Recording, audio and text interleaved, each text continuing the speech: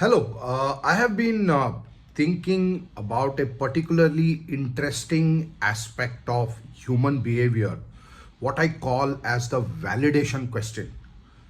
Uh, a lot of us, and all of us actually in our life, we look for some kind of validation from the people who mean a lot to us, we love, or people whom we look up to, and we need validation from them for the kind of work that we are doing. So, what does really validation mean? And if you don't get that at the right time, in enough quantity, so to say, how can that cause a kind of a problem, a behavioral challenge for people? Validation, especially, essentially means that you want somebody to recognize you for what you're doing. It's basically you're looking for people to recognize your worth, and that way it promotes your self worth.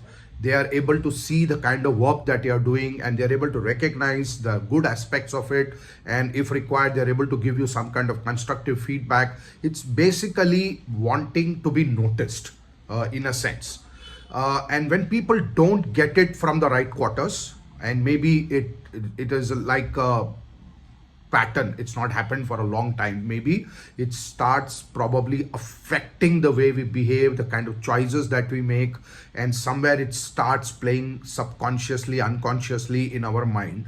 And I have seen that some people seem to be doing certain things in a way by which maybe they are not realizing it, but they are seeking external validation.